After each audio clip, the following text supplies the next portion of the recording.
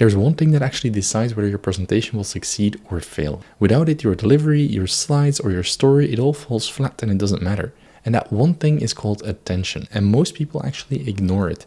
And that is why your presentation sort of falls flat in the middle and people start to zone out. But the good thing is it's not random. There's a pattern to it that you can follow. And once you understand this pattern, you can actually use it to your advantage and spike up the interest again to keep your presentation and the audience engaged. So today I'll show you how to use this curve to your advantage and actually make your presentation interesting from the first to the last slide and never lose the audience's attention.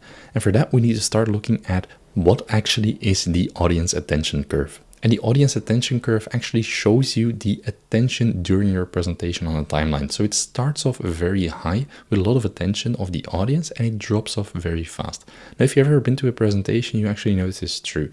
Very soon people start to zone out, think about other things, do other things if they're not interested and if you can't hook them right. And then towards the end of the presentation, you'll see a reoccurrence and attention spike again towards the conclusion of the presentation. So how are we going to apply this? Well, we're going to use this as a blueprint. We don't want to just fill our time slot because a lot of people ask like, how much time do I have? And then they fill it with all the content they have without really thinking about the attention curve. So once we understand that the attention drops off, and it's not a bad thing. I mean, it happens to everyone, even to the best presenters, but you can use it to your advantage. So we want to figure out where the attention drops off. And at those points, if we have key information to present, we want to spike it up again. So that's what we're going to do in this video. But before we do that, and before we can actually rise up the attention, we must understand why the attention drops in the first place. So the audience's attention can drop off for a variety of reasons. If you've ever been to a presentation or just a regular meeting, you understand why this happens sometimes. It could be either it's an overload. People throw so much information at you that they just don't process it anymore. It could be very much complex. So if it's too complex, people don't understand, they zone out. If you're using jargon, they don't follow along.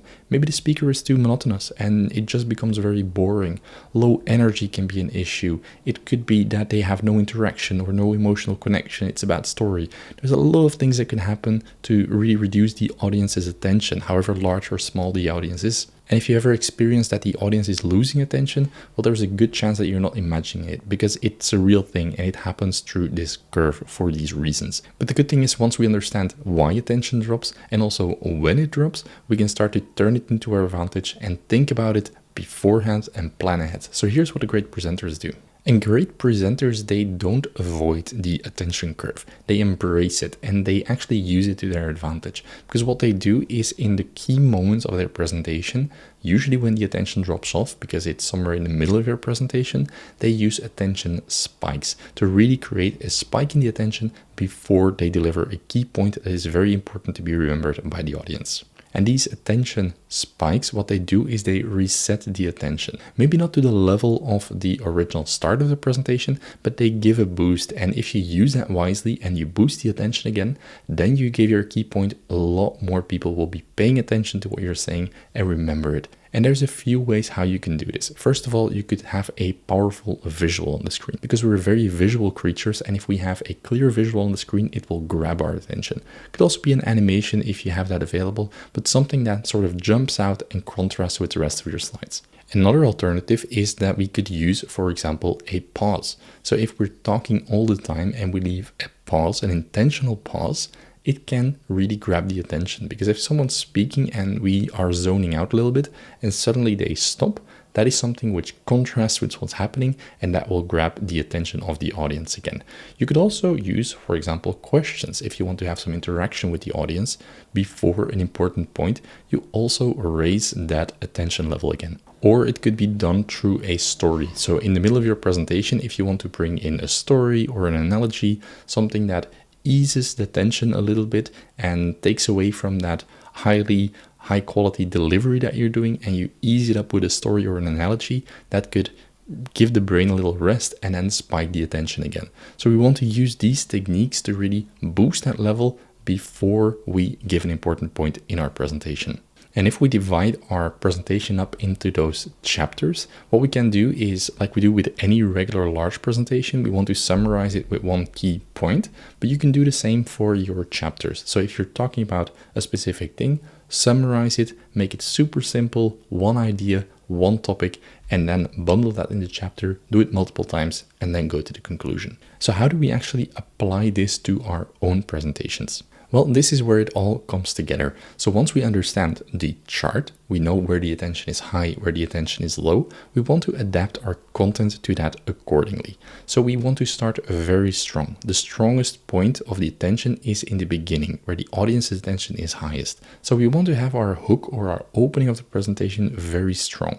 Once the attention is that high, we want to maybe open up some curiosity loops or some questions that the audience wants to have resolved. So that way they are more likely to stay engaged, or at least up at a higher level in the presentation. So if we can have a strong opening with a strong question or a strong curiosity loop that makes them think about what is going to be the resolution or the solution for this, that will really help in the presentation. Next, we want to have a look at our time slot of the presentation. If we notice our most important point, the key takeaway, is somewhere in the middle, that is where the audience's attention is lowest. So we want to boost it up with maybe some interactivity, a little quiz, a question, a story, you name it, to boost that attention again and then deliver the main point. We always want to be very structured and very clear. That speaks for itself, but this really helps you in getting that attention level up. And then if we look at the chart, we have to understand that the most important part is the beginning of the presentation. So we want to put our key points forward. A lot of people kind of keep the key points for the end because we think of it as a movie where the ending is like all coming together. Well, we actually want to put our most important information to the front where the attention is highest. And that way the message gets the attention it deserves and also gets remembered better. Now you can do these attention spikes with your words by talking and getting some interaction, but you could also do it a little bit more subtle in your slides to create some contrast and some visual interest in that. Now, if you want to master slide design, I have a 26-day program available where you master all the fundamentals of being a professional slide designer. So if you want to have a look at that, the link is in the description below. So as a conclusion, I would say don't just build a presentation and fill the time slot. Really think about the attention. Think about the attention graph. Where are your strong points? Where are the weak points? Build around them. Add some attention spikes in them. And that is how you build an impactful and memorable presentation. Now, if you have to present a complex topic, for example, you can watch the video on the screen here and I'll explain you exactly how to do that.